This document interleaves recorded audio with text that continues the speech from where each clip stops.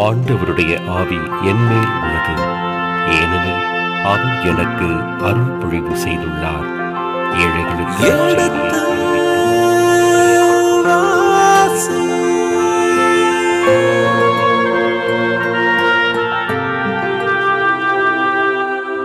எடுத்து வாசி.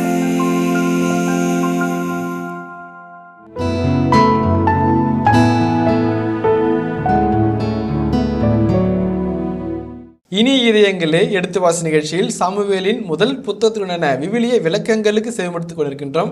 கடந்த பகுதியின் தொடர்ச்சியை இன்று தொடங்குவோம். வாருங்கள் நிகழ்ச்சிகள் செல்வோம். உங்கள் சார்பாக தந்தை அவர்களுக்கு வணக்கம் சொல்லி நிகழ்ச்சியை தொடங்குவோம். வணக்கம் தந்தை அவர்களே.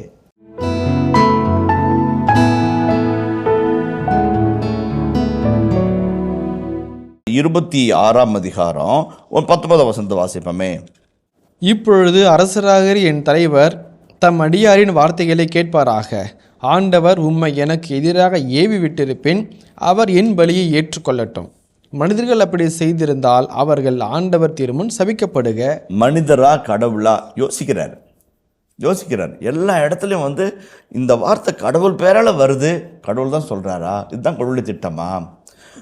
ஆண்டவர் படைத்த நாள் இதுவே, உன் கையில் ஒப்படைப்பேன், நீ விரும்பியதெல்லாம் அவனை செய்யணும் சொல்கிறாங்க. கடவுள் பேரால் கடவுளே பேசுகிற மாதிரி பேசுகிறாங்க. இருந்தாலும் அது கடவுளுடைய குரலாக யோசிக்கிறார். யோசித்து இது கடவுளுடைய குரல் இல்லைன்னு கரெக்டாக ஜட்ஜ் பண்ணுறார். அந்த டிசர்ன்மெண்ட் ரொம்ப ரொம்ப முக்கியம். வாழ்க்கையில் முக்கியமான முடிவுகள் எடுக்கும்போது, அல்லது முக்கியமான பாதைகளை தேர்ந்தெடுக்கும்போது, முக்கியமான அத்தியாயங்களை புரட்டி போடும்போது, முக்கியமான வசந்த வாசலம் திறப்பதற்கு முன்பாக இந்த டிசர்ன்மெண்ட் கரெக்டாக இருக்கணும். இருந்துச்சு அப்படின்னாக்க நம்ம ராஜா, மன்னன், இல்லாட்டி நாடோடி. ரொம்ப அழகான ஒரு இது. பல முறை அந்த குரல் கேட்டுச்சுங்க. ஒருவன் உலகமெல்லாம் தனது ஆக்கி கொண்டாலும் தன் ஆன்மாவிற்கு கேடு விளைத்தால் அவனுக்கு என்ன பயன் கேட்டார். அவருக்கு பிளேட்டோ, அரிஸ்டாட்டில், டெக்கார்த்து, பெர்க்லி இப்படி தான் யோசிச்சுட்டு வருஷம் ஓடிக்கிட்டே இருக்குது. இந்த குரல் வரக்கில் ஃபஸ்ட்டில் அவர் கவனிக்கல. அப்புறம் ஒரு இடத்துல யோசிக்கிறார், இதுக்கும் என்ன சம்பந்தம் அப்படின்னு யோசிக்கிறார். பிளேட்டோ, அரிஸ்டாட்டில், பார்மனிடிஸு, ஹெரக்லிட்டஸு அல்லது டெக்காத்து, பெர்க்லே அல்லது அப்படின்னு யோசிச்சுட்டு இருக்கிற உலகத்தில் இந்த ஒரு குரல் வருது அப்படி செய்ய கொடுத்து கேட்குறார். இது கடவுளுடைய குரல் அப்படிங்கிறார். அடுத்த 10 வருஷத்தில் 10 லட்சம் பேரை மனம் மாற்றுறார். 18,000 மைல் நடக்கிறார். பிரான்சிஸ் சவேரியார் அந்த டிசர்ன்மெண்ட் கரெக்டாக பண்ணார். இன்றைக்கி புனிதராக வாழ்கிறார். மனிதராக இல்லை, புனிதராக வாழ்கிறார். அவர் காலத்தில் வாழ்ந்த சம காலத்து பேராசிரியர்கள் மண்ணில் மறைஞ்சாங்க, மக்கி போனாங்க, மறக்கப்பட்டார்கள். இவர் நினைவில் வாழ்கிறார், நெஞ்சில் வாழ்கிறார், விசுவாசத்தை உறுதிப்படுத்தி வாழ்கிறார். அந்த டிசர்ன்மெண்ட் ரொம்ப ரொம்ப முக்கியம். டிசர்ன் பண்ணணும். தாவீதுக்குள்ள ஒரு நல்ல தலைவனுக்குரிய இறைவனுக்கு அஞ்சி வாழ்களுடைய குரல் அந்த மனதில் அந்த குரல் கேட்கும். கரெக்டாக டிசர்ன் பண்ணணும். இது கடவுளுடைய திட்டமா, அந்த இது கடவுளுடைய வார்த்தையா, இது கடவுளுடைய வழியா? அதுதான் இந்த டிசர்ன்மெண்ட். தாவீதுக்கு அந்த குணம் இருந்துச்சு. அது சவுளுடைய அரண்மனையில் இருக்கட்டும், சவுல்கிட்ட பேசும்போது இருக்கட்டும், அல்லது படைவர்கள் பேசும்போது இருக்கட்டும், அல்லது குழுவினர் பேசும்போது கரெக்டாக அந்த டிசர்ன் பண்ணுறாரு. நமக்கு அந்த குணம் கடவுள்கிட்ட கேட்டு வாங்கிக்கணும். திருப்படர் 139 கடைசி ஒரு வசனத்தை வாசிங்களேன். ரொம்ப அழகான வசனம் அது. உம்மை வருத்தும் வழியில் நான் செல்கிறேனோ என்று பாரும், என்றுமுள்ள வழியில் என்னை நடத்தி அருளும். இந்த திருப்பாடல் ரொம்ப அழகான திருப்பாடல். கடவுள் எல்லா இடத்துலையும் இருக்கிறாரு, எல்லாத்தையும் பார்க்குறாரு, எல்லாவற்றும் தான் வருதுன்னு சொல்கிற அழகான திருப்பாடல் 139. ஒவ்வொரு நாளும் வாசிக்க வேண்டிய ஒரு திருப்பாடல். 139, 91, 23 அருமையான திருப்பாடல்கள். இந்த 130ஆம் திருப்பாடலில் கடவுளை பற்றி அவ்வளோ சொல்லிட்டு தன்னை பற்றி ஒரே ஒரு வசனம் சொல்வார். என்ன சொல்வார்? ஆண்டவரே, இவ்வளோ நல்லவரா, இவ்வளோ வல்லவரா, இவ்வளோ ஆசி வழங்குகிறவரா, என்னை முற்றிலும் அறிந்திருக்கிறவரா, என் தாயின் கருவில் என் உறுப்புகள் உருவாகும் முன்பே என்னை அறிந்தவராக இருக்கிறார், என் வாயில் சொல்லு உருவாகும் முன்பே நீ அறிஞ்சவளாக இருக்கிறீங்க.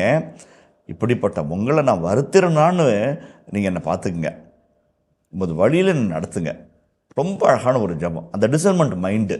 ஒருவேளை நான் தப்பு தவறு செய்யாதபடி என்னை தடுத்துருங்க, என்னால் கரெக்டாக தெரிஞ்சுக்காமல் போயிட்டுனாக்க நீங்கள் இது பண்ணுங்கள். அதான் ரொம்ப அழகான ஒரு ஜபம். அதான் தாவீது அதுக்குள்ளே இருந்துச்சு. ஒரு சிலருக்கு தானாக இருக்கும், கொடையாக இருக்கும், ஒரு சிலர் ஜெபிச்சு பெற்றுக்கொள்வாங்க, சில பேர் அனுபவத்திலும் இறையாவிலும் இணைந்து எடுக்கும்போது முடிவு.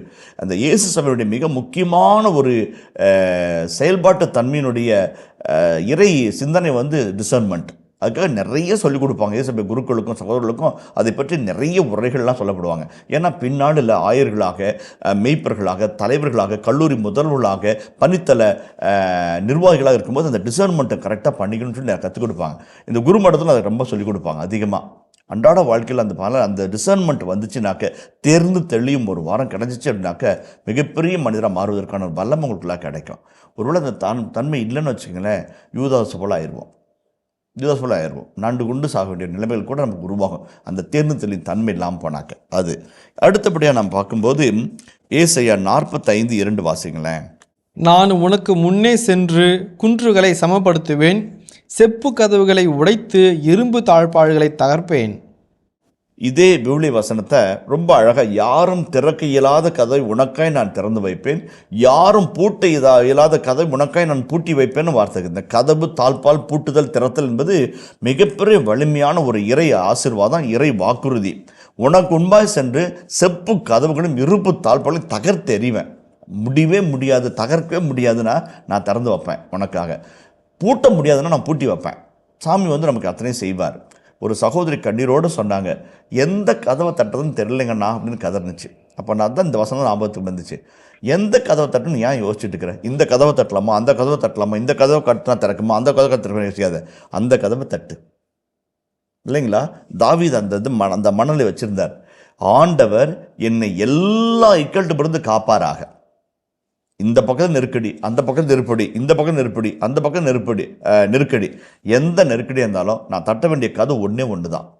நிறைய சமயத்தில் நம்ம தட்ட வேண்டிய கதவை விட்டுட்டு எங்கெங்கேயோ தட்டிகிட்டு இருக்கிறோம். திறக்கப்படாத கதவுகளும் கேட்கப்படாத செவிகளுக்கு மத்தியில் நம்ம கதறிட்டு இருப்போம். இதோ இந்த ஏழை குவி அழித்தான், ஆண்டவர் உன் குரலை கேட்டார். அந்த கேட்குற குரலுக்கிட்ட நம்ம கதறணும். அதான் ரொம்ப ரொம்ப முக்கியம். மந்திரிகம், தாயத்து,